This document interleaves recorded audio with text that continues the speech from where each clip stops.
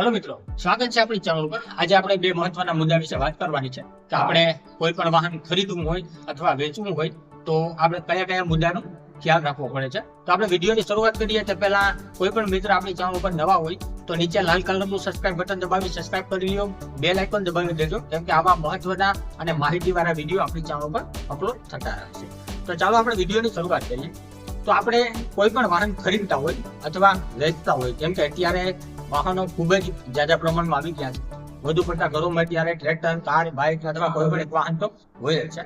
તો આજે આપણે વાહન વિશે જ વાત કરવાની છે કે વાહન આપણે ખરીદતા હોય અથવા વેચતા હોય તો આપણે શું ખ્યાલ રાખવાનો છે। તો પહેલી વાત કે આપણે વાહન વેચતા હોય તો આપણે શું ખ્યાલ રાખવાનો। તમારું જ વાહન હોય, તમારે કોઈ અજાણ્યા માણસને આપવાનું હોય તો તમારે શું ખ્યાલ રાખવાનું છે।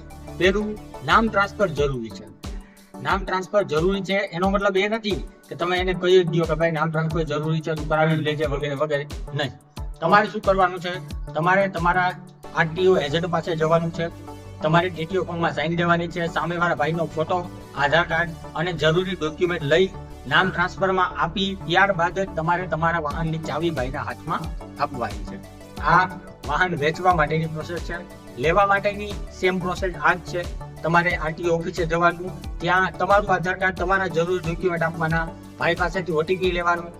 જ્યારે નામ ટ્રાન્સફર થાય ત્યારે ઓટીપી આવે છે, એ ઓટીપી લેવાનો અને નામ ટ્રાન્સફર કરી ત્યારબાદ જ તમારે વાહન લઈ આવવાનું છે ઘરે। આ ટાઈપના મુદ્દા તમારે ખરીદતી વખતે કરવાના છે અને આ ટાઈપના મુદ્દા તમારે વેચતી વખતે કરવાના છે। હવે આનાથી શું શું ફાયદા છે અને શું શું ગેરફાયદા એની આપણે ચર્ચા કરીએ। તો જો તમારું વાહન છે, તમે કોઈને વેચો છો તો એનાથી ગેરફાયદા શું થાય। તો પહેલી વાત કે અત્યારે દરેક જગ્યાએ સીસીટીવી ચલાન આવી ગયા છે, જે આપણા બધા મિત્રોને ખ્યાલ જ છે।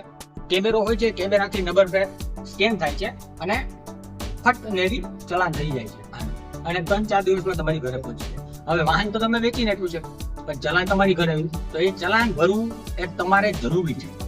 કેમ કે વાહન હજી એ ભાઈના નામે નથી થયું, ઓનરશિપ એ ભાઈના નામે નથી થઈ, વાહન હજી તમારી જ નામે છે અને એ વાહનની સંપૂર્ણ જવાબદારી તમારી જ છે। પછી ક્યાંય પણ ચલાનમાં જાય વાહન અથવા કોઈ પણ દુર્ઘટના થાય તો એનું ચલાન જે આવ્યું છે તમારી ઘરે, એ તમારે ભરવા પાત્ર જ છે। પછી બીજી વાત, હવે તમારું એ વાહન તમે કોઈ પણ અજાણ્યા માણસને આપેલું છે। હવે એ માણસે કોઈ પણ ભૂલના કારણે અથવા દુર્ઘટનાવશ કોઈ પણ એક્સિડન્ટ કરેલું, એક્સિડન્ટમાં જીવહાનિ થયેલી છે અને એ વાહન ઉપર કેસ થયેલો છે, તો એ કેસમાં તમે ફસાવાના છો, કેમ કે વાહનની પૂરેપૂરી જવાબદારી હજી તમારી પાસે જ છે, ઓનરશિપ ડિક્લેર નથી થઈ હજુ। બીજી વાત, તમારું વાહન કોઈ પણ ગેરકાયદેસર કામમાં પકડાય, દારૂમાં પકડાય, ડ્રગ્સમાં પકડાય, તો એનો કેસ પણ તમારી ઉપર જ લાગુ પડે છે। તો આવા બધા મુદ્દાથી આપણે સંઘર્ષ કરવું એના કરતા આપણે જ્યારે વેચતા હોય ત્યારે એજન્ટ પાસે જઈ ડોક્યુમેન્ટ કમ્પ્લીટ પૂરા પાડી સામેવાળાના નામે એન્ટ્રી કરી ત્યારબાદ જ તમારે આપવાનું છે। ટ્રેક્ટર હોય, વાહન હોય, કોઈ પણ વસ્તુ હોય, વેચનો આ મુદ્દો છે। હવે તમે ખરીદો છો ત્યારે શું કામ જરૂરી છે એની હું બોલા। જો તમે કોઈ પણ વાહન ખરીદો છો, તમે વાહન ખરીદી લીધું છે, હવે એ વાહન ઉપર તમને આરસી બુકના કંઈ ખ્યાલ નથી, કોઈ પણ કેસ છે, લોન છે વગેરે તમને કંઈ ખ્યાલ નથી, આપણે ફક્ત ઓનલાઈન આરસીમાંથી જોયેલું છે, પણ ક્યારેક ઓનલાઈનમાં પણ બંક હોય છે, આપણે ખબર નથી પડતા ક્યારે। એનો મતલબ કે આપણી આગળ આવેલું વાહન ક્યારેક ખોટું પણ નીકળે છે। એના કરતા તમે જઈ આવો એજન્ટ આગળ ડોક્યુમેન્ટ આખા કમ્પ્લીટ આપી દો, તમારી નામે ચડવાની પ્રોસેસ થઈ જાય તો એક વસ્તુ ફાઇનલ કે એ વાહન પોકે છે।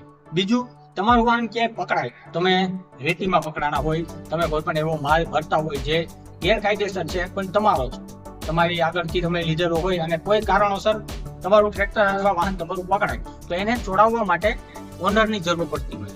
હવે ઓનર તમે જ નથી તો તમારે ભાઈ આગળ જવું પડશે। હવે ભાઈ તમારો ફોન નહીં ઉપાડે, તમારી તકલીફ થશે, ત્યાં લગા તમારું વાહન પોલીસ સ્ટેશનમાં પડ્યું રહેશે, એના કરતા ભાઈ તમે જ ઓનર થઈ જાઓ, તમે જ છોડાવી લો। આપણે કોઈ ગેરકાયદેસર ધંધો કરવો નથી જો આપણે વાહન નથી ચડાવતા આપણી ઉપર, એટલે ઓનરશિપ આ માટે જરૂરી છે। તમે વાહન ખરીદતા હોય ત્યારે પણ તમારે ત્યાંથી લઈ જ લેવાની ઓનરશિપ, તમારી નામ આગળ ચડાવી પછી વાહન તમારે લઈ આવવાનું છે। પછી આપણે ટેન્શન લઈએ કે ભાઈ વાહન ઓલો નામે નથી ચડાવતો, અથવા આપણે વેચેલું હોય તો ભાઈ આપણે ડોક્યુમેન્ટ આપી દીધા પણ આપણે નામે નથી ચડાવતો અથવા એની નામે નથી ચડાવતો, વેચ વખતે આ બધું પ્રોબ્લેમ ના થાય એટલા માટે એ હેતુથી આપણે વિડીયો બનાવેલો છે। અને એક મહત્વનો મુદ્દો એ છે કે આરટીઓના નિયમ અનુસાર આરટીઓમાં ક્યાંય પણ લખાણ માન્ય નથી રહેતું। અત્યારે આપણા ગુજરાતમાં મોસ્ટ ઓફ લખાણ ઉપર વધુ પડતો ભાર આપે છે બધા લોકો કે લખાણ કરી દો. ભાઈ લખાણ આરટીઓમાં ક્યાંય માન્ય નથી રહેતું. આરટીઓના સ્ટ્રિક્ટ નિયમ છે. તમે નામ ટ્રાન્સફર કરી ત્યાર બાદ તમારા વાહનની ચાવી સામેવાળા માણસને આપો. આ સ્ટ્રિક્ટ નિયમો છે આરટીઓના. તમારો કોઈ જાણીતો હોય અને તમે 2-3 દી લેટ કરો, આસપાસમાં આપો, એ વાત અલગ છે. પણ કોઈ અજાણ્યો માણસ હોય અથવા તમને કોઈ ઉપર ટ્રસ્ટ ના હોય, એ માણસને નામે ચડાવી અને તમારે વાહન દેવાનું છે. આ હેતુથી આપણે આ વિડીયો બનાવેલો હતો અને આવા જ નવા વિડીયો આપણી ચેનલ ઉપર આવતા રહેશે. તો આપણી ચેનલને લાઈક અને શેર કરવા વિનંતી કરું છું. વધુથી વધુ માણસને શેર કરો, જેથી આપણો કોઈ પણ ખેડૂતભાઈ અથવા આપણા કોઈ પણ ગુજરાતનો સામાન્ય માણસ આ તકલીફથી પરેશાન ન થાય. અને ચાલો મળીએ છીએ કંઈક નવા વિડીયોમાં. ત્યાં સુધી જય શ્રી રામ.